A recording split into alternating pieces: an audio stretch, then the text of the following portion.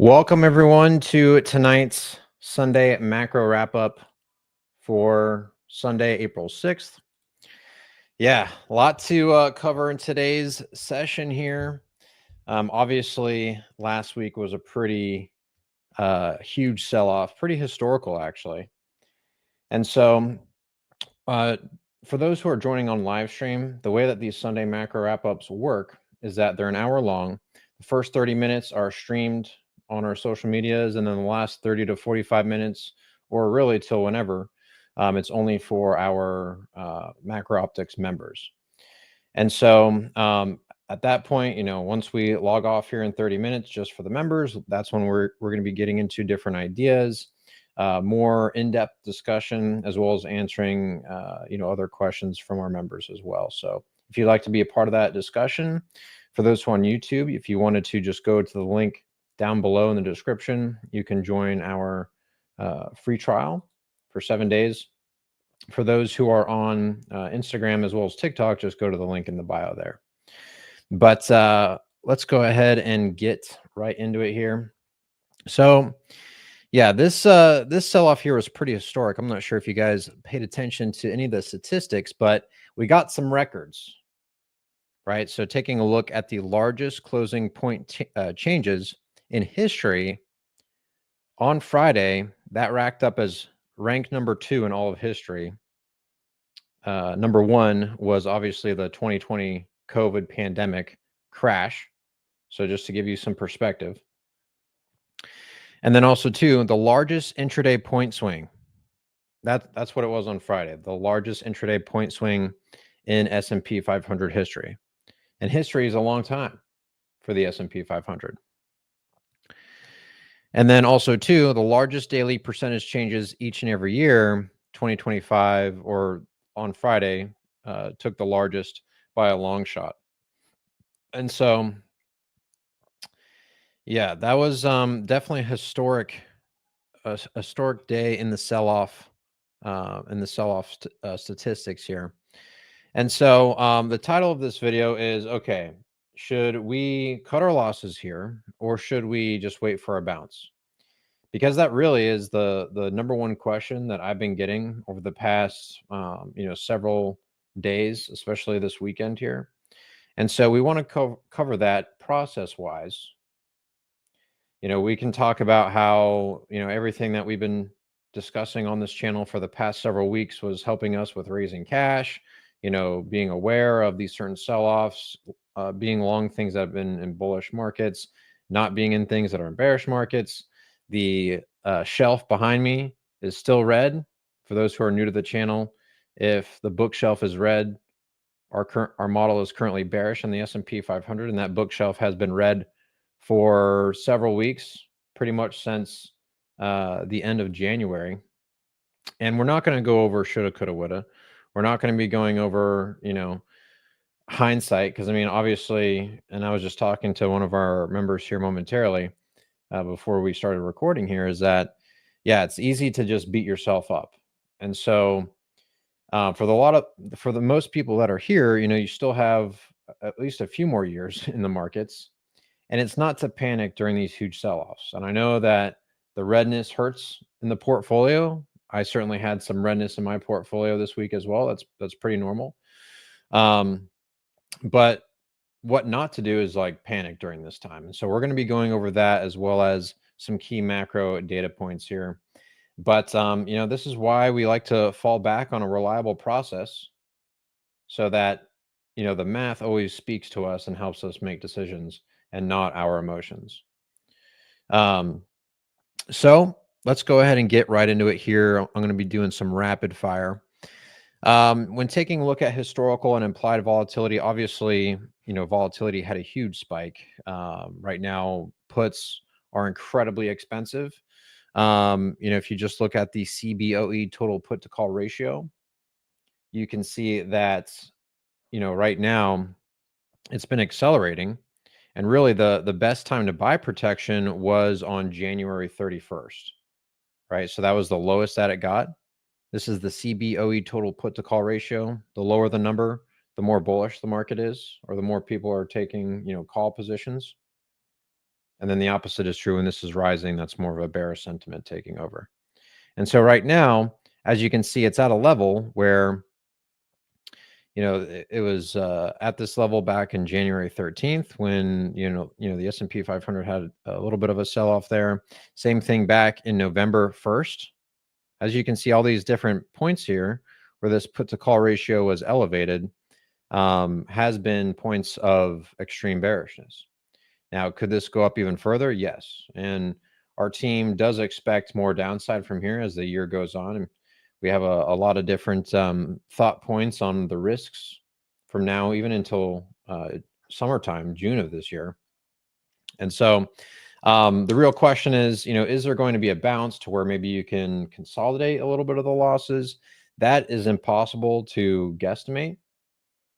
But what is encouraging is that when taking a look at the S&P 500 here, looking at the different bear markets, most recently the 2022 bear market, we can see that in bear markets, that's typically when you have the most aggressive rallies, right? So after this first sell-off back in early January of 2022, right, you had this 1 week 6% rally before going a lower low here, and then the mid-March rally, that was an 11% rally. You had another one in May, 7% again. And then the last one was from June of 2022 to August of 2022, which was almost a 17% rally across essentially 2 months before it went all the way down and bottomed, right? Now, I'm not saying that this is going to happen exactly like 2022, but you can just see that there are opportunities in bear markets when they do have aggressive rallies in order to consolidate positions. And so if you're down right now in your portfolio, you have to ask the question, are you at a point? Because I can't give you direct financial advice. I'm not a financial advisor. But you have to ask yourself the question of, okay, am I at a point where I can at least wait for a bounce if it does happen? And if it doesn't happen, am I still at a point where I'm going to be really not being able to sleep at night? That's the type of questions that you want to be asking yourself. And so, yeah, the point of that is to just showcase how the largest rallies in the S&P, the largest single day and single week rallies tend to happen in bear markets in order to have opportunities to get out. Now, taking a look at volatility, this was the second largest volatility spike since the pandemic. And really, it's been the highest close since the pandemic, right? So the VIX, which is the volatility index of the S&P 500, that actually closed above 45. We did have a spike higher on the VIX back in August of 2024, which was the Japanese yen carry trade, freak out. But if you zoom in here, it didn't necessarily close at these higher levels. It closed around 38, which is still pretty high, and immediately it got shot back down. And so this was the highest close since the pandemic. Now the question is, could you have a bounce? Could you not? It really doesn't matter, and it makes no sense trying to predict what's going to happen in the short term because it's unpredictable. But you just have to really think about it as if we do have a little bit of a vol suppression from a bounce in the market, would you want to wait for that, or or would you be okay with it, going lower essentially? A lot of people over leveraged going into this event. For the members who are in our macro investing communities. Although, it was basically, it's unavoidable to not have losses when the VIX goes above 40. But what matters is that you limit your losses, and it's not as big as the average. We also have Aaron Garfinkel, who is one of my research partners, as well as partners in the macro optics community. And he's on here as well. He'll probably chime in at some point once I'm done going through things. But yeah, he's been doing a pretty decent job navigating this as well, and helping our members not be incredibly exposed during the craziness and the extremes here. But there's just a ton of bearishness going on right now, not only in the options market, but when you take a look at investor sentiment, that's extremely bearish. It was interesting how they did a special question to their members, and over 60% of people said that they didn't own gold or precious metals, or the actual bull markets that are happening right now, since the beginning of 2025. And so I think a lot of people, most people, just got caught up in what's been working since 2023 and 2024. And not to blame them, but this is why it's important to have a macro strategy and look at things from a macro perspective in this post-pandemic era, as we have higher than average inflation, higher than average interest rates. That means higher than average volatility. That's not necessarily a bad thing, but the old playbook of just closing your eyes, throwing a dart at the S&P 500 and hoping it goes up, or any stock, as interest rates are near zero and inflation is very low and volatility is very low on average, we're just not in that environment anymore. Taking a look at some of the macro data here, this one leading economic index called the Brave Butters Kelly leading index, that continues to decelerate, right? We've been talking about slowing growth for, I think, like 4 or 5 months now. A lot of the mainstream is just catching up. The Atlanta Fed's GDP nowcast continues to remain negative. And all this is happening at the same time, while you're seeing, Trump send out tweets like this, basically saying, hey, Jerome, you better cut. Because that's really what Donald Trump wants right now, right? This administration is totally unbothered about what's happening in the stock market right now. I mean, when you take a look at recent comments from the Treasury Secretary, Scott Bessent, he's been saying that, yeah, everything's going according to plan. Everything's pretty smooth. We're not really concerned about the losses that's happening in the stock market. And if you watched one of his recent interviews, I forget what interview he was on, but essentially he was asked about the stock market crash, or the losses that are happening right now. And his answer, I'm sure some of you saw this, but his answer was essentially, when you take a look at the stock market, it's really the top 10% of the country that are exposed to the stock market. If you take a look at the top 98% of ownership of the stock market, it's very small percentage of the population. 50% of the entire country has zero exposure. And so their whole goal is getting rates down. And since Jerome Powell, and he came out saying on a conference this week how their hands are still tied because they're incredibly worried about inflation reaccelerating from these tariffs and the reciprocal tariffs that keep happening, the trade war. So the Fed is just completely terrified about the inflation is transitory repeat. And so Trump is really just trying to, get rates down. And yeah, so his whole, I bring up this Truth Social post from Trump only because, his whole attitude towards this is that we have to hang tough. This is going to be the long run, thing that's going to make America great, right? The reason why I'm bringing this up is that he does not care about this crash that's going on. there's not going to be any help. Trump is hyper-focused on this right here, which is mortgage rates. He knows that the majority of the United States has most of their wealth tied up in their home equity. And so one of the ways that he can, keep his campaign promises is getting rates down. And so he's trying to do that himself here. There's been a lot of people talking about how this is a controlled demolition in the stock market. He's playing 3D chess, whatever. I don't think that's really the case. Even though his team, Scott Bessent, he's a brilliant person. He knows what he's doing. He has incredible experience. He used to be a hedge fund manager. He knows this market just as well as anyone on Wall Street, probably better. And yeah, he's not a dumb guy. And if you guys remember, I mean, pretty much 2023 and 2024 made everybody forget about the 2022 bear market, right?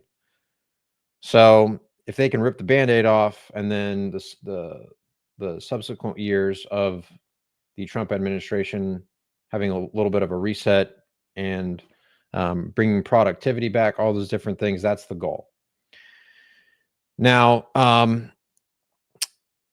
what's interesting is that, when you take a look at the average interest rate on Treasury debt, whenever this rallies, short after, I mean, this is going all the way back to the year 2000, that is essentially set up to where a recession happens. And that's why you're seeing the R word come up a lot in recent, couple weeks, not only because of the stock market sell-off, but, because of charts like this.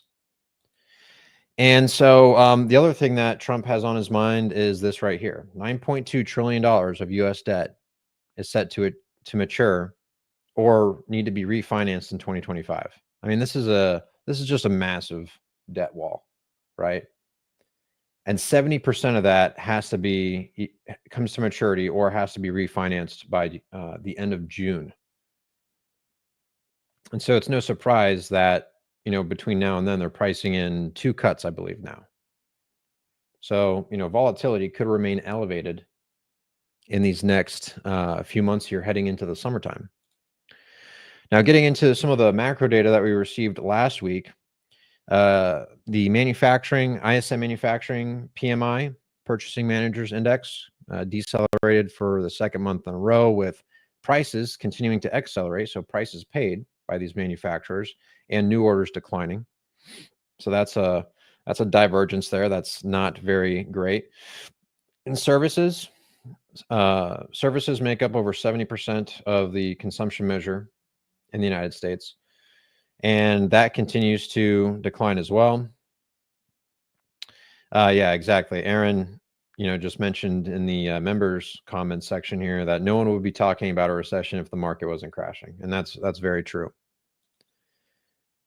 When you take a look at services and break them up by the specific components, we can see that the largest contributor of this decline was in the employment index. And we got a lot of labor market data coming up, which we'll get into here in a second.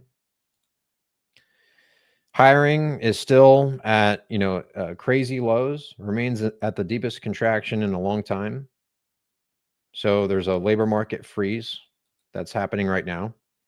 The share of the unemployed who have been unemployed for more than 26 weeks. So these are people who are very much, struggling to have a job or find a job. That has been accelerating pretty much since November. It did come down a little bit from the end of 2024, but it is now re-accelerating here. So that's on our watch list. Job openings remain negative year over year. The unemployment rate's back at 4.2%. Job cuts saw I think its 6th largest monthly job cuts announcement in its recording.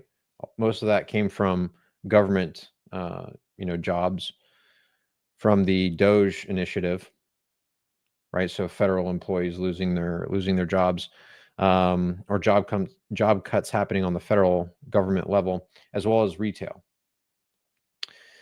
Job openings in construction as well, which is a leading indicator of the employment situation. And that remains at very deep negative levels, near COVID low levels there. Now, taking a look at this week coming up here, it is inflation week. We're getting inflation data, and so that comes out on Thursday, April 10th at 8:30, and we have PPI on Friday. We get some other macro data on consumer credit as well as small business sentiment.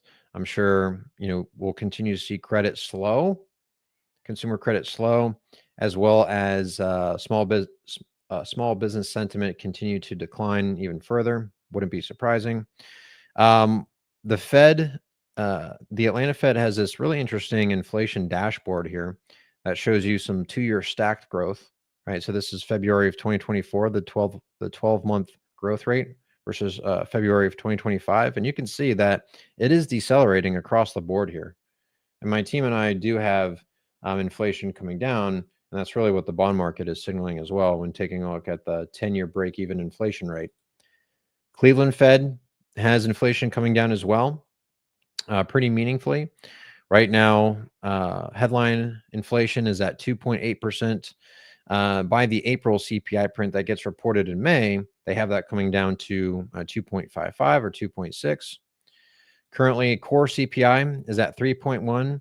Cleveland Fed has that coming down to 2.99, which is going to be rounded up to 3.0. So that's actually remaining pretty sticky there. So it's not coming down as fast as probably the market wants it to. But again, when the economy is slowing down and inflation is coming down, that's typically, as well as public liquidity is contracting, that's typically not a great environment for risk assets. We also have commodity prices. So this is one of the components that my team and I look at for early inflation measures. Obviously, we saw prices of silver, copper, other commodities. They took a hit last week. Oil posting some crazy new lows. Oil volatility spiking. Let me see if I can go to a chart of oil real quick. I'd like to know Aaron's thoughts as well, but this is a large indicator of possible slowing growth information here. So a lot of early signs that that could impact the inflation print in a negative way. The Chicago Fed Financial Conditions Index does remain relatively low, though. So this is taking a look at the private credit market stress.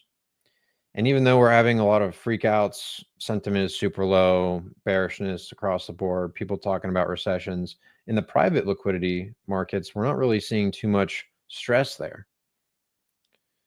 And so in terms of like this being like 2008 all over again or blah, blah, blah, like we're not seeing this turning into a credit event as of right now.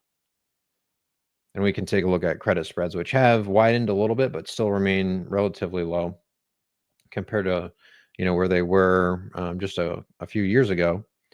Bank credit on a year-over-year rate of change basis has pretty much stagnated since the end of October and in November. So typically when the rate of change of bank credit is accelerating, that's typically a bullish scenario for equity markets.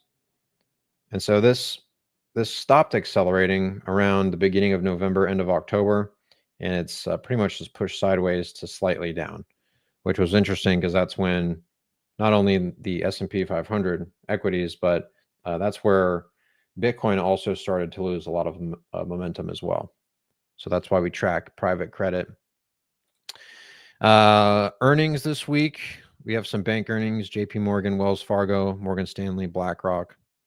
We'll be taking a look at those as they come out as we head into earnings season here pretty soon.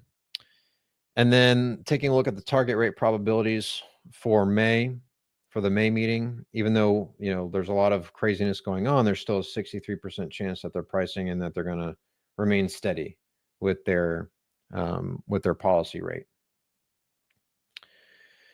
Now for the June meeting, though, this is a little bit reversed. There's only a 9.5% chance that that they're pricing in that they pause. Right now, there's currently a 60% chance almost that they're going to cut by 25 basis points. And then there's a 31% chance, and this has started to rise, pretty significantly, of a 50 basis point cut. So that's what the market is pricing in there. And yeah, so, right now, taking a look at the dollar, this remains in bearish trend. This coming down like this, to me signals that, we could be expecting a more dovish Fed coming up. Although the comments from Powell this week were definitely not as dovish as the market wanted to. The key word that he was using in his press conference or interview, whatever you want to call it this week or last week, was patience. So they're remaining very patient to see what all these the real effects of these tariffs are going to do. And this flies in the face of the Wall Street narrative that the Fed is finally going to be proactive in their policy stance. And Jerome Powell was basically like, yeah, we're just as uncertain as any other investor that's out there, and we're just going to react accordingly. And that's what they've been doing forever. They just react as things happen. And they usually start printing money and doing their open market operations when things break in the markets. And so maybe they haven't broken enough. We shall see. But taking a look at some of the different spreads that my team and I like to look at here. Let's see here. So in taking a look at the US 10-year break-even inflation rate, that continues to come down. This is also part of the reason why we think, inflation is going to continue to slow or it might remain sticky, but it's no longer going to accelerate. Credit spreads have widened to 4.0, the ratio there. And so this is a definitely, different dynamic from what we've seen pretty much since the market bottomed in July or October of 2022. And it actually got to a point higher than when it had a spike during the August Japanese yen carry trade freak out there. So this widening effect is definitely not a risk on signal here.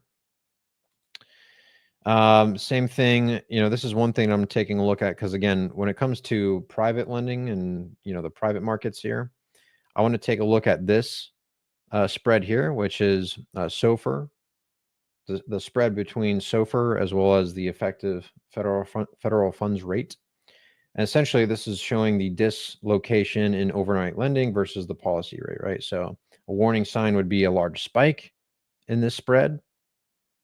That's typically suggesting that banks are, hoarding reserves, right? That's a sign of funding stress. And then, if it keeps on spiking, that could be a signal of a dollar shortage and repo market stress, which that actually carries over into the euro dollar markets, which, for those of you that don't know, the euro dollar market doesn't mean like dollars in Europe or euros. It's talking about the dollars in circulation that's outside of the United States financial system that makes up a large part of all international lending. And that's why there's a lot of countries that have, a ton of dollar denominated debt. We won't really get into that concept in this video. I highly recommend that you guys research Jeff Schneider over at Eurodollar University, his YouTube channel, as well as The Dollar Milkshake Theory by Brent Johnson. They do a way better job explaining it than I can, as well as they do a lot deeper dive on dedicated videos for that, which is not what we're doing right here. So that's what we're taking a look at there. Seeing 10-year government bond yields, those continue to decline. But again, with it remaining at 4%, this is still a lot higher than what Trump wants to get this down to, right? Even if it gets to like 2.5%, I mean, that would be a huge drop.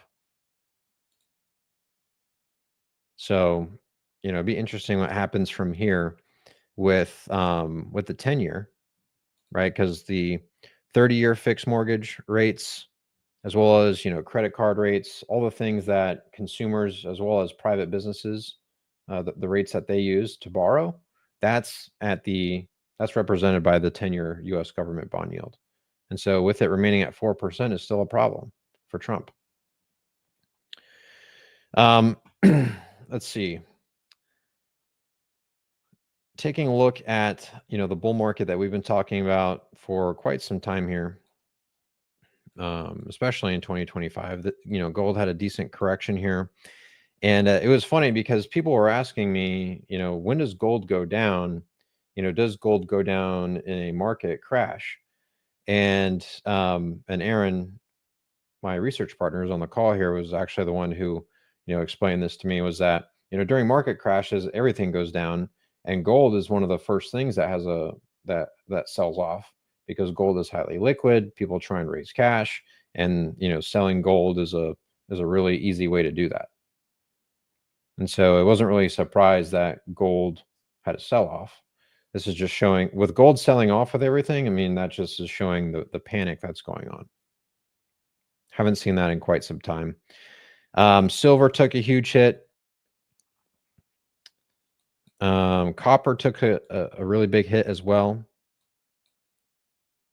Both of those commodities, that's a definite signal right there.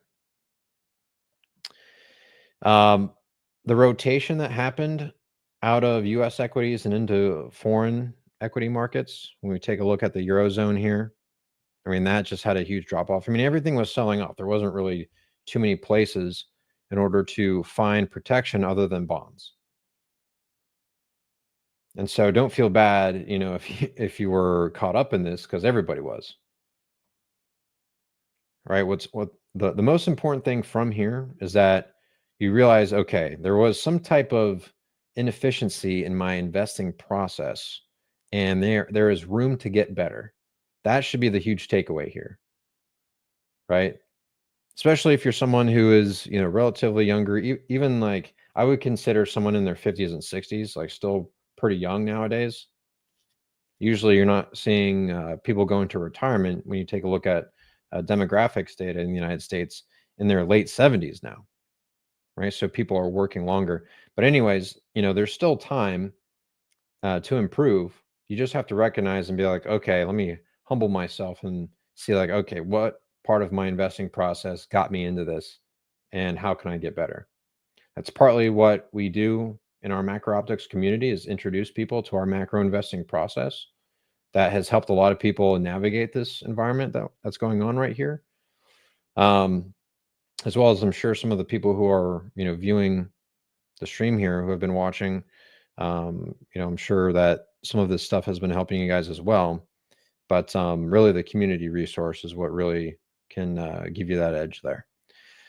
Yeah. And so the last thing that I'll bring up here is talking about the public liquidity dynamic, right? And so one thing that my team and I like to talk about is the net central bank liquidity levels, and that actually has been accelerating. And this is partly due to the Treasury General Account rundown. So Scott Bessent is, running this down. It's pretty much halfway from where it has historically, bottomed out. Not to say that couldn't go lower. I mean, really, the lower bound, it can even get down to like, $30 billion. But even if it comes down to the lower bound that it has in the most recent past, that's just another 300 billion that can be injected into the markets. And this is pretty much the last resort that the government likes to throw out before there is a very real credit crunch in the public liquidity sector. And so this is something that is almost like this is almost like just a large liquidity drain that's going on. Lastly, we'll take a look at Bitcoin before we open it up to questions and close it out to members only. Bitcoin was holding up, interestingly, but let me see if I can find it here. Yeah, it's having a little bit of a sell-off here, back down to levels that we haven't seen since mid-March. And we were seeing a bit of resiliency with the sell-off on Friday, but ultimately, Bitcoin has been remaining in bearish trend for a few weeks now, and so we remain bearish on that. But now that we're hitting the halfway point here, for those who are joining us live here on Instagram, TikTok, as well as X and YouTube, if you guys want to join the discussion offline, you can go to the link in my bio there. And like I mentioned before, you can go and start your 7-day free trial of our school community. And then you can just join the live session there. But we're going to go ahead and say bye to YouTube and Instagram and the other socials, and we will catch you on next week live stream. All right. Have a good week, everyone. Good luck out there. Bye. 1 second for those who are on call here.